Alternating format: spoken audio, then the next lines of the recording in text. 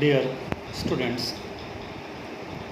मैं जितेंद्र बेगरा, lecturer electrical engineering department, government polytechnic college Chittorgarh. मैं इस वीडियो में आपके साथ हमारी जो यूनिट 7 है बैटरी, उसके बारे में बात कर रहा हूँ। और इसमें मैं सबसे पहले आपके साथ जो हमारा कंस्ट्रक्शन है, यानी कि जो हमारे संचयक बैटरी है यानी कि स्टोरेज बैटरी, उसमें मैं आपके साथ डिस्कस कर रहा हूँ उसके कंस्ट्रक्शन के बारे में तथा उनके चार्जिंग और डिस्चार्जिंग के बारे में।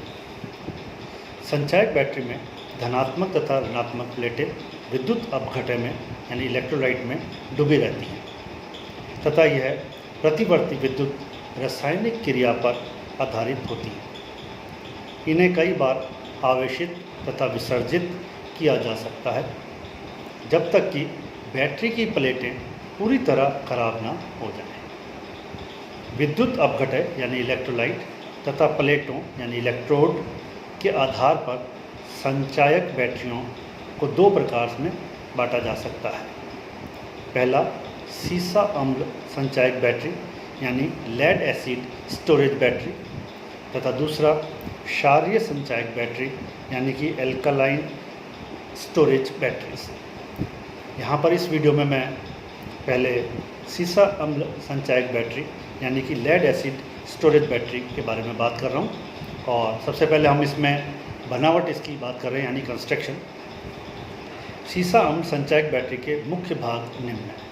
मैं इसको डिफरेंट पार्ट्स में डिवाइड करके आपको एक एक पार्ट के बारे में बताने जा रहा हूँ। सबसे पहले हम ले रहे हैं प्लेटें।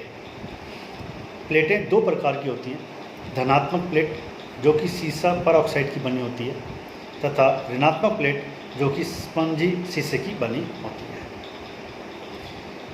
पूर्व आवेशित अवस्था में धनात्मक प्लेटों का रंग चॉकलेटी भूरा तथा ऋणात्मक प्लेटों का रंग सलेटी होता है। पूर्ण विसर्जित अवस्था में दोनों प्लेटों का रंग दूधिया सफ़ेद हो जाता है। सीसा संचायक प्लेटों के निर्माण क्रिया कठिन होती है। सीसा भारी पदार्थ है, इसके अकेले रहने की सामर्थ्य कम है। शुद्ध सीसा के साथ निम्न मात्रा में एंटीमनी का मिश्रण किया जाता है जिससे जाल बनाकर प्लेटें तैयार की जाती है।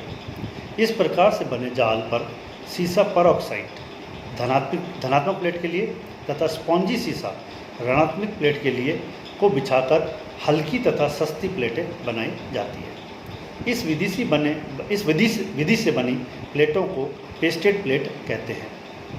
शुद्ध शीशे को बार बार बैटरी में आवेशित तथा विसर्जित करके भी धनात्मक तथा ऋणात्मक प्लेटों का निर्माण किया जाता है। इन्हें प्लांटे विधि की प्लेट कहते हैं। यह प्लेट महंगी होती है तथा इनका उपयोग अचल स्थलों पर ही किया जाता है यानी स्टेशनरी जगहों पर ही किया जाता है। दूसरा इसमें जो पार्ट है इसका वो है पृथक्कारी यानी सेपरेटर। धनात्मक तथा ऋणात्मक प्लेटों को विद्युत रोधी करने हेतु या इनमें परस्पर लघु परिपथ यानी कि शॉर्ट सर्किट न होने देने हेतु प्लेटों के बीच पृथक्कारी लगाए जाते हैं यानी सेपरेटर लगाए जाते हैं। पृथक्कारी का सरेंदी होना वांछित है जिससे अपघटन के समय आयन तथा अपघटय के प्रभाव हो सके। इनको बनाने के लिए उपचार की गई कास्ट या छिद्र युक्त रबर काम में ली जाती है। पृथक्कारी का विद्युत प्रतिरोध अधिक होना चाहिए तथा यह मजबूत होना चाहिए। तीसरा पार्ट इसका है तल गुटके यानी बॉटम ब्लॉक्स। सेल के तले में धनात्मक प्लेट के क्रियाशील पदार्थ इकट्ठे होने से आंतरिक लघु परिपथ हो सकता है यानी कि इंटरनल शॉर्ट सर्किट हो सकता है। इससे बचने के लिए तले में तल गुटकों की सहायता से पर्याप्त खाली स्थान छोड़ा जाता है। नेक्स्ट इसका पार्ट है अपघटय यानी कि इलेक्ट्रोलाइट। सीसा अम्ल बैटरी में अपघटय के रूप में तनुगंधक का अम्ल काम में लिया जाता है। इसमें लगभग 3 भाग पानी और 1 भाग गंधक का अम्ल होता है। साधारणतः विलयन का आपेक्षित घनत्व 1.21 यानी 1.21 रखा जाता है। जब एक सेल की क्षमता 2 वोल्ट होती है, ये उस समय मतलब आपेक्षिक घनत्व है उसका, और जब सेल विसर्जित होता है तो आपेक्षिक घनत्व घटकर 1.18 हो जाता है तथा सेल की वोल्टता 1.8 वोल्ट हो जाती है। यानी कि इसका जब आपेक्षिक घनत्व जो है 1.21 है, तब तो वोल्ट की जो है उसमें सेल की जो क्षमता होती है वो 2 वोल्ट तक होती है, और जब इसमें आपेक्षिक घनत्व घटकर 1.18 हो जाएगा तो उसकी वोल्टता जो है वो भी घट करके 1.8 हो जाएगी। सेल की धनात्मक तथा ऋणात्मक प्लेटें इसमें निमज्जित रहती है, यानी कि इसके अंदर हम उसको डुबो करके रखते हैं। नेक्स्ट जो हमारा पार्ट है इसका वो है आधान पात्र यानी कंटेनर। यह कठोर रबड़, बिटुमनी यौगिक आदि का बना होता है तथा इसमें गंधक का अम्ल तथा प्लेटें रखी जाती हैं। नेक्स्ट इसका पार्ट है सेल का ढक्कन यानी कवर ऑफ सेल। यह कठोर रबड़ का बना होता है तथा यह सेल की क्रियाशील पदार्थों की धूल तथा अन्य बाह्य अशुद्धियों से रक्षा करता है। प्लेटों के टर्मिनलों को सेल के ढक्कन में छेद कर बाहर निकाला जाता है। Next part terminal post. एक सेल में कुछ धनात्मक तथा कुछ ऋणात्मक प्लेटें होती हैं।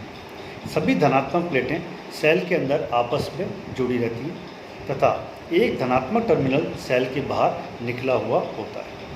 इसी प्रकार ऋणात्मक प्लेटें भी जुड़ी होती हैं, अतः टर्मिनल पोस्ट सेल के बाहरी हिस्से में होते हैं जिनमें एक धनात्मक तथा एक ऋणात्मक होता है। नेक्स्ट पार्ट इसका है संयोजक छड़ यानी कि कनेक्टिंग बार। यह एक सीसा मिश्र धातु का बंद लिंक होता है जो कि सेलों को श्रेणी क्रम में जोड़ने के काम आता है। इसके द्वारा एक सेल के धनात्मक सिरे को दूसरे सेल के ऋणात्मक सिरे से जोड़ा जाता है। एक सेल के अंदर कुछ धनात्मक प्लेटें तथा कुछ ऋणात्मक प्लेटें होती हैं। सभी धनात्मक प्लेटों को एक साथ जोड़कर सेल के ढक्कन में छेद करके एक धनात्मक सिरा बाहर निकाला जाता है। इसी प्रकार ऋणात्मक प्लेटों को जोड़कर सेल के ढक्कन में छेद करके एक ऋणात्मक सिरा बाहर निकाला जाता है। टर्मिनल पोस्ट प्रत्येक संयोजक छड़ का उठा हुआ भाग होता है जो कि बैटरी के ढक्कन से निकलकर बाह्य परिपथ से केबल जोड़ने के लिए लगा होता है। पहचान के लिए ऋणात्मक टर्मिनल का व्यास धनात्मक टर्मिनल पोस्ट के व्यास के अपेक्षाकृत कम होता है।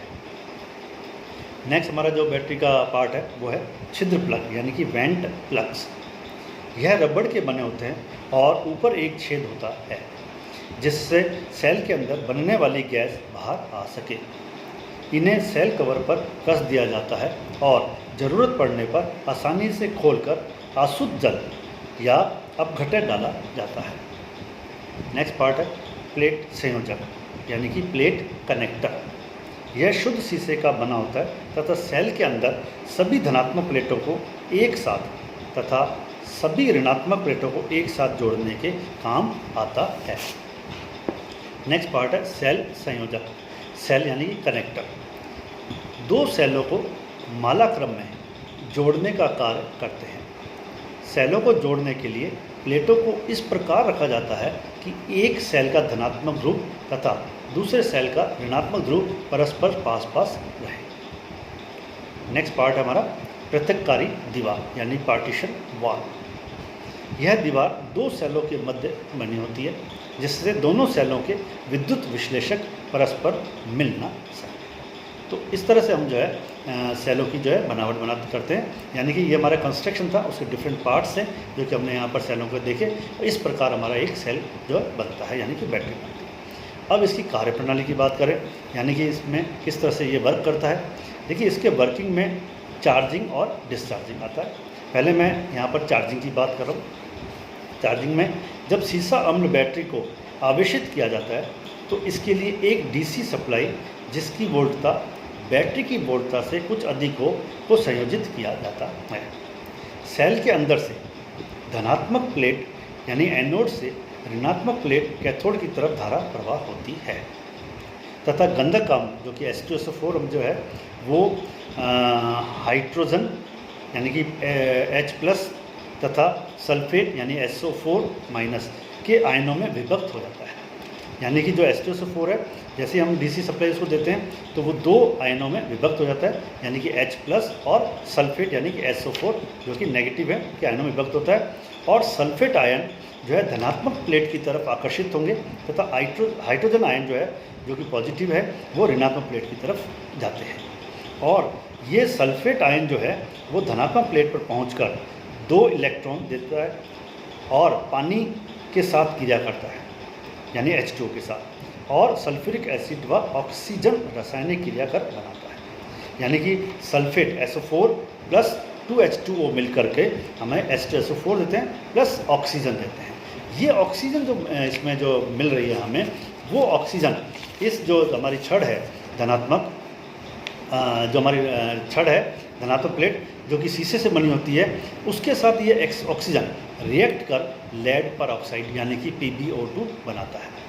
अतः चार्जिंग के समय ऋणात्मक प्लेटें लेड की बनी रहती है, परंतु धनात्मक प्लेट ऑक्सीजन के साथ रिएक्ट कर लेड पर ऑक्साइड बनाता है और यह उसमें परिवर्तित हो जाती है, जिसका कि रंग सलेटी कलर का होता है।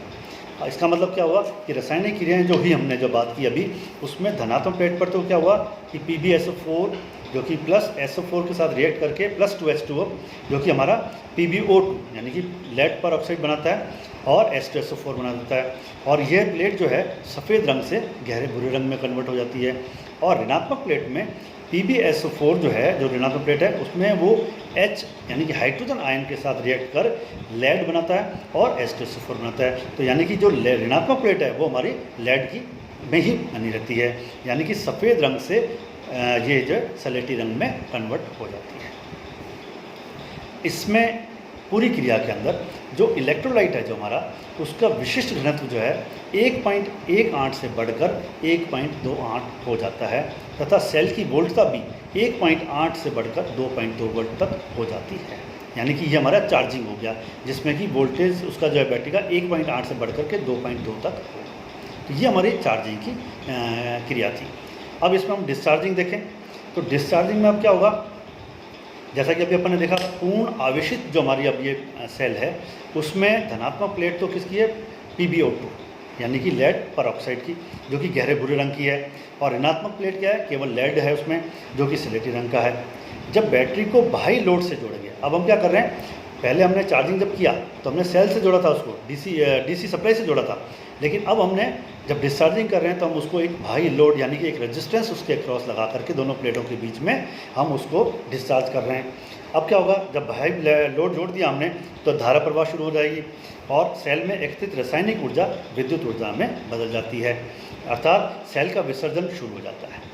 अब जो गंधक अम्ल है H2SO4 वो हाइड्रोजन तथा सल्फेट आयन में विभक्त हो जाता है, क्योंकि सेल के अंदर धारा कैथोड से एनोड की तरफ प्रवाहित होती है। तो अब क्या होगा, 2H आयन जो है धनात्मक प्लेट की तरफ तथा सल्फेट आयन जो कि नेगेटिव हैं वो ऋणात्मक प्लेट की तरफ जाते हैं और रासायनिक क्रिया करते हैं।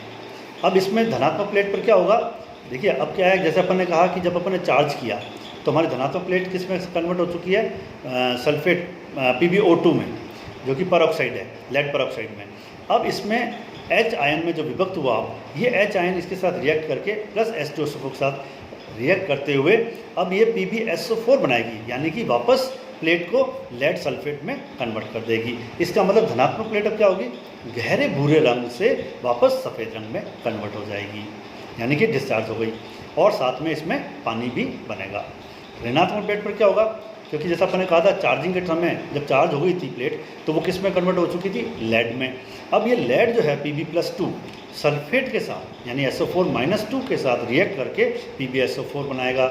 इसका मतलब क्या हुआ, ऋणात्मक प्लेट अब क्या होगा, सलेटी रंग की जो थी वो वापस सफ़ेद रंग में कन्वर्ट हो जाएगी, अर्थात विसर्जन के समय दोनों प्लेटें लेड सल्फेट में बदल जाती हैं तथा रंग सफ़ेद हो जाता है। पानी भी बनने से इलेक्ट्रोलाइट का विशिष्ट घनत्व, क्योंकि जैसा अपन ने कहा था धनात्मक प्लेट पर जब रिएक्शन हुआ तो उसमें पानी भी बना, तो पानी बनने से क्या हुआ, जो इलेक्ट्रोलाइट था हमारा उसके अंदर, उसका विशिष्ट घनत्व 1.28 से घटकर वापस 1.18 हो जाता है। तो ये हमारा जो है विसर्जन का हुआ, डिस्चार्जिंग हुई। अब अगर हमें रिचार्जिंग करनी है वापस, तो हमें क्या करना पड़ेगा, वापस डीसी सप्लाई देनी पड़ेगी, और जैसा अपन ने पहले बताया वापस उसी तरह से रिएक्शंस होंगी और वापस जो है हमारा बैटरी रिचार्ज हो जाएगी। तो कुल मिलाकर के हमने देखा इसमें किस तरह से अपन चार्जिंग करते हैं और किस तरह से डिस्चार्जिंग करते हैं, और वापस रिचार्जिंग करने के लिए हम वापस डीसी सप्लाई देंगे तो हमारी प्लेटें वापस रिचार्ज हो जाएंगी। और ये क्रिया हम रिचार्जिंग की बार बार कर सकते हैं जब तक कि हमारी दोनों प्लेटें कंप्लीटली ख़राब ना हो जाएं, तब तक हम उसकी वापस रिचार्जिंग कर सकते हैं। इस वीडियो में हमने आपने देखा कि हमने लेड एसिड बैटरी का कंस्ट्रक्शन देखा और वर्किंग देखी, किस तरह से चार्जिंग और डिस्चार्जिंग होती है तथा किस तरह से हम वापस रिचार्जिंग कर सकते हैं। Thank you.